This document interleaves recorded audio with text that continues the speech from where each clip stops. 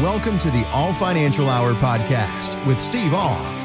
You know, our friend Warren Buffett, he is a multi-billionaire. So what he does with his own money may not apply necessarily to many of us, but as a part of Berkshire Hathaway, Warren has been decreasing his risk in stocks and now holds over $344 billion in cash and equivalents, just a little pocket change there. So if Warren Buffett is really taking that risk off the table with his portfolio, shouldn't we follow suit and do the same? You know, I look at everybody's portfolio is going to be different. We look at different portfolios. You know, you have to look at how close are to your retirement. What is your age? The things that we start to go around. And then I think most of the people, when we sit down and talk with them, I think the things most people are concerned with is, one, if the markets go down, give me as much as I can. Two, I want to participate in the market if it goes up. And three, get me a predictable income. So we look at those three as kind of the basis of most financial plans. And we start to sit here and say, how do we do those? Now, fixed indexed annuity, you cannot have losses due to market volatility.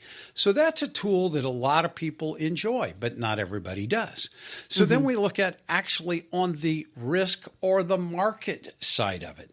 You know, that's where we come in with Market Guard. I like that mathematical, methodical, non-emotional approach to investing, to say when markets, you should be a little bit more defensive. I would rather have the model make that decision and then depend upon emotions, because I think emotions are what hurt most people when it comes to investing their money. With Market Guard, I have the availability to be as aggressive as you want to be. I can go into the total growth stock portfolios, emerging technology stock portfolios, and if you're interested in it, blockchain. Now, not a lot of people are, but I think it's an exposure you might want to look at for the future, for a small portion of your portfolio. And then our ETF-based portfolios, we have the static portfolio. The static portfolio says we're going to buy it and we're going to balance it on a regular basis. We're going to just make sure that everything's going to be okay. We're going to try to take the emotions out of it. So as we start to look at that, now, tactically, if I want to get more defensive, I can. But it allows the models to do it just on a monthly basis or when necessary. And I think that's the biggest thing that we could do, because I think taking those emotions out is the best thing that we can do for a portfolio. And Market Guard helps with those major decisions that most of us are concerned with. When to hold, when to sell, and when to re-enter the markets if you made the decision to get out. So how do you plan for taxes? Are you of the whole April 15th frame of mind, or does it go beyond that? Well, here's wealth manager Jeffrey Levine on Decoding Retirement podcast. Another common mistake I see individuals make is focusing too much on their annual taxes and their annual tax bill and not enough on what I call their lifetime tax bill. You know, when it comes to good tax planning, it's not about giving anybody the lowest tax bill in any one year. It's looking at their lifetime and trying to figure out how to pay taxes over that extended period of time such that the total of those taxes over your life is as low as possible. So as low as possible. Steve, where do you stand on this? I agree 100% with what Jeffrey says. I think so many times we're just concerned about what can I do this year? And we have to look at that big picture. I may be in a lower tax bracket now that I've retired, but have I thought about when my required minimum distributions kick in? Have I thought about when I lose a spouse and that single bracket jumps up a whole lot quicker? And then when RMDs kick in. And then I have to pass it on to the kids. When we got the IRA account, it was our children or non-spousal heirs could stretch it over their lifetime. They can't do that anymore. They got to do it over a 10-year period. So we got to look at it. And are you going to pass a tax time bomb on to your kids?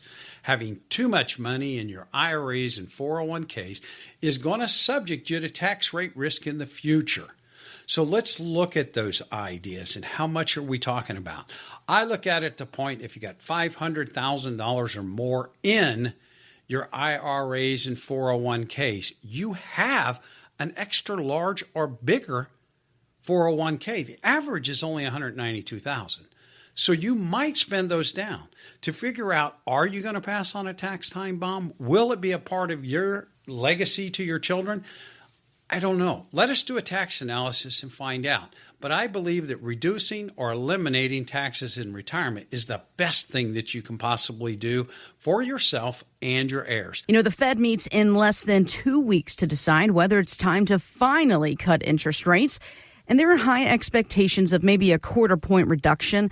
But Shark Tank investor Kevin O'Leary isn't expecting much beyond that. The economy's on fire. We're killing it, period. You're not going to see rate reductions with this strength in the economy right now. I am not investing on the hopes of any rate cuts this year. You got 95% chance of a 25 basis point reduction in September, but that's it. All right, so let's talk about this. I mean, do you also tell your clients, ignore all this hype about interest rates, when it comes to investing for their retirement? Well, I don't know if you can say ignore, because we always have headwinds and tailwinds. If we turn the clock back 4 or 5 years, interest rates were ultimately low. They were very, very low, and it was at a headwind or a tailwind. In my opinion, it depends on where you're at in the cycle. For that 25 to 30-year-old that's buying the new house, looking at cars and doing all those things, higher interest rates are very hard on them. But we look at it as in the retirement world. A lot of people really like the fact that their money markets are paying something now. What about CD rates? Now, they've never kept up with inflation, but people feel a lot more comfortable with those higher interest rates, and they can park that money that they're not really planning to spend and get 3-4% for. So those are the things that we have to look at. And is it a headwind or a tailwind? In my opinion, it depends on your age. I do agree with Kevin on the idea around, as hot as the markets and the economy is, I do not expect a big drop. We're talking about, will they go a 1/4? Everybody's kind of betting on that one. Will it go a 1/2? I don't know. It could, but I think the Federal Reserve, in the experience of them, is they move a lot slower than what most of us think they should. Sure. So we kind of look at that part of it. They're not gonna jump out there and really, really lower them. And then all of a sudden inflation starts to kick back up again. And then we start to look at what other areas does it help retirees. If you're that person right now that's looking for that lump sum versus pension option, you're ready to call it quits and you're trying to figure this out. Now, your lump sum might have been higher a year or two ago, and it's a little lower now because of those interest rates. I think doing a good analysis around what would fit best for you would be very important to look at. But what if you're that person that doesn't have the pension and you have the large IRA account? Would it make sense to look at a personally funded pension where you actually take the money, put it into a fixed index annuity with an income rider, and you allow that to be turned on? And when you turn it on, you and your spouse are guaranteed that amount by the insurance company for the rest of your life. And right now, with those higher interest rates, it doesn't cost as much to do it.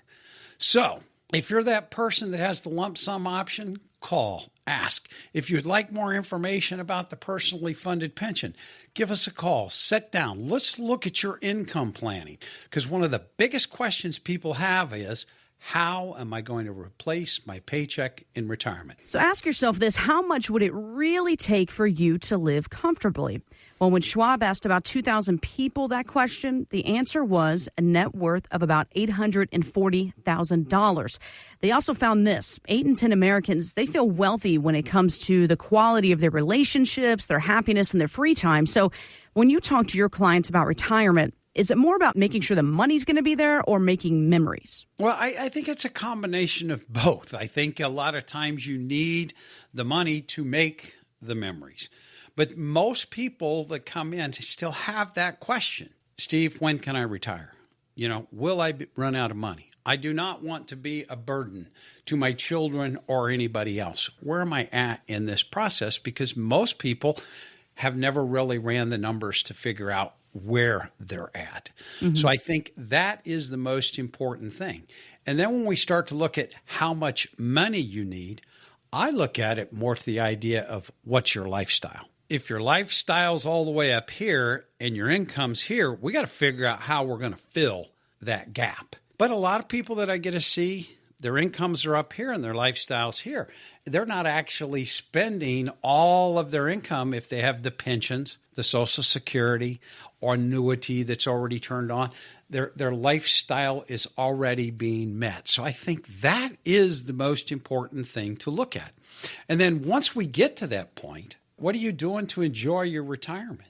I think those are the things that it's our job to assist, because most of the people we talk to have done an excellent job of saving money during their working years. And it can be a lot more difficult to have to spend it. So we come into that, and some of the times we get to say, no, you got to slow down a little bit.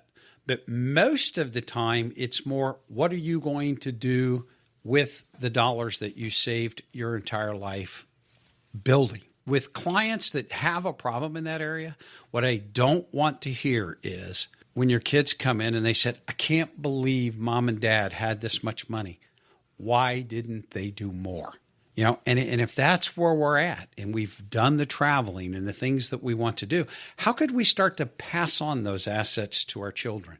And I think the greatest thing that we can give our children is memories. So you ask that question, I think memories is the most important one. You know, we were blessed. My father-in-law took my wife, myself, my two kids on a lot of trips when our kids were little. And their grandchildren remember those trips. If you pulled my two children aside and said, tell me about a trip that you can remember, I can promise you, Matthew's going to talk about the time we went down to Mexico. He got out in front of us and he got lost. Oh. So we're in this great big resort in the Riviera Maya in Mexico. It's probably 10:30 at night, and we can't find our son. Oh, my gosh. So we do find him. He doesn't speak Spanish. We don't speak Spanish. We found him, but still, that's a memory. And when we talk about going to Cabo San Lucas, I said, those are the things that your children and grandkids will remember. Book a trip. Tell them you're going to pay for it. Give them plenty of time to be able to do it. That is some of the planning that we assist people with, because, in my opinion, retirement is not a destination. It's a journey. How can we get there, and how can we enjoy that journey as much as we can without having to always look at, are we going to be okay? Where are we at? Having somebody to walk with you to assist you with that so you can enjoy your retirement, I think is, what our job is really all about. So if you've asked yourself, when can I retire? Will I run out of money? How much can I go ahead and give to my kids now? How could I make memories? I know we have talked a lot on today's show, throwing a lot at our listeners, Steve. A lot of folks wondering, what's that first appointment like? Well, that first appointment, we're going to give you a data collection form. We're going to ask for copies of the statements. We're going to want to look at your tax returns if I'm going to do a tax analysis. Social Security estimates if you haven't already turned on Social Security. And then we're going to ask a lot of questions. What's retirement look like for you? What are your wishes, hopes, and dreams? What are your goals for retirement? Then my paraplanner, David, will meet with most of the people, gather the data, and then we're going to take a week or two to analyze that data, bring you back, and do the summary of plans. So it's usually an hour, 45 minutes to an hour, depending on how many questions that you have, so that we can do what you're looking for in your retirement planning. Thanks for listening to the All Financial Hour podcast.